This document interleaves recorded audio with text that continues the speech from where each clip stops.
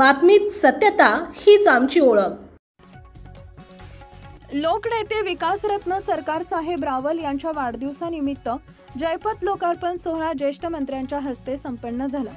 देशात 2030 पर्यंत कोळसा व इंधन मुक्त व्यवस्था निर्माण करत 100% सोलर यंत्रणा उभारण्याचा सरकारचा मानस असून सोलर पार्क उभारण्यासाठी असलेली 3.5 हेक्टरची अट शिथिल करून 2.5 हेक्टर करण्यात आल्याची माहिती राज्याचे अपारंपरिक ऊर्जा मंत्री अतुल सावे यांनी दिली आहे। धुळे जिल्ह्यातील दोंडाईचा शहरात तब्बल 48 कोटींच्या विविध शासकीय विकास कामांचं लोकार्पण राज्याचे दुग्ध व्यवसाय व अपारंपरिक ऊर्जा मंत्री अतुल सावे तसेच वस्त्र उद्योग मंत्री संजय सावकारे यांच्या हस्ते करण्यात आले। यावेळी धुळे जिल्ह्याचे पालकमंत्री जयकुमार रावल यांच्यासह अनेक मान्यवर उपस्थित होते। राज्यात कुसुम योजना अंतर्गत 2.5 लाख सोलर पंपचं वाटप करण्यात आले असून येत्या 3 वर्षात राज्यात शेतकऱ्यांना 10 लाख सोलर पंप देण्यात येणार असल्याचंही मंत्री सावे यांनी यावेळी बोलताना सांगितलंय। मुख्य संपादक जतीन बोरसे। 4000 कोटीचा सेल मॅन्युफॅक्चरिंग सोलार सेल माझं डिपार्टमेंट आहे सोलार, मला माहिती आहे किती गरज आहे त्याची। आणि देशाचे पंतप्रधान आदरणीय नरेंद्र मोदी साहेबांचा संकल्प आहे की पुढच्या 5 वर्षात देशामध्ये 100% सोलरायझेशन करायचं। 2030 मध्ये आपल्याला कुठल्याही प्रकारचा कोळसा किंवा फ्युएल लागणार नाही याचा संकल्प त्यांनी केलेला आहे आणि त्या हिशोबाने सगळे राज्य काम करतात। आज माननीय देवेंद्रजींच्या नेतृत्वाखाली महाराष्ट्रामध्ये ग्रामीण भागातील शेतकऱ्यांना पण पूर्वी वीजचा नेहमी प्रॉब्लेम असायचा, म्हणून कुसुम योजनेच्या माध्यमातून प्रत्येकाला सोलार पंप द्यायचा संकल्प आहे। आज जवळजवळ आम्ही 2.5 लाख पंप आमच्या मेढाच्या खात्याच्या माध्यमातून वाटले। आता 75,000 ऑलरेडी टेंडर काढले आणि पुढच्या 3 महिन्यात अजून 1.5 लाखचा आम्ही टेंडर काढतोय।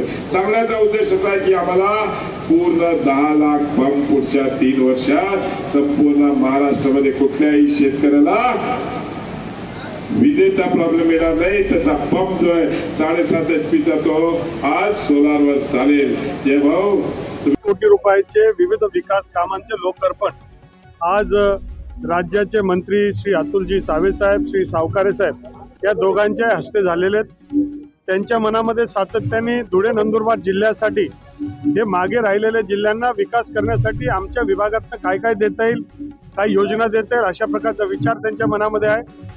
टेक्सटाईल विभाग हा सगळा कॉटन कापूस पिकवणारा हा सगळा भाग आहे आणि म्हणून टेक्सटाईलसाठी नवापूर असेल, नरडाणा असेल, धुळे असेल या दोघे नंदुरबार आणि धुळे जिल्ह्यामध्ये टेक्सटाईल विभागाच्या माध्यमातून, वस्त्र उद्योग विभागाच्या माध्यमातून अनेक यशस्वी प्रकल्प, महत्वाकांक्षी प्रकल्प करण्याचा निर्धार श्री सावकारे साहेबांनी केलेला आहे। पूर्वीच्या काळापासून दुग्ध क्षेत्रामध्ये आपला हा जिल्हा धुळे जिल्हा नंदुरबार जिल्ह्याचं नाव होतं, त्याला गतवैभव प्राप्त करण्यासाठी त्याचबरोबर नव्याने सोलारचे प्रकल्प पूर्ण महाराष्ट्रामध्ये बीड जिल्हा आणि धुळे जिल्हा नंबर 1 धुळे जिल्ह्यामध्ये सोलारचे जे अणुकिरण आहे ते किरणांच्या माध्यमातून सर्वात पॉवरफुल किरण हे महाराष्ट्रामध्ये कुठे आहे तर धुळे जिल्ह्यामध्ये।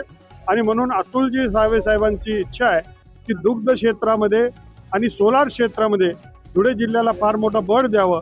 त्यांनी इथपर्यंत सांगितलं की कुठलाही प्रकल्प आला तर 24 ते 48 तासामध्ये त्याचा मान्यता ते देण्याची तयारी त्यांनी दाखवली।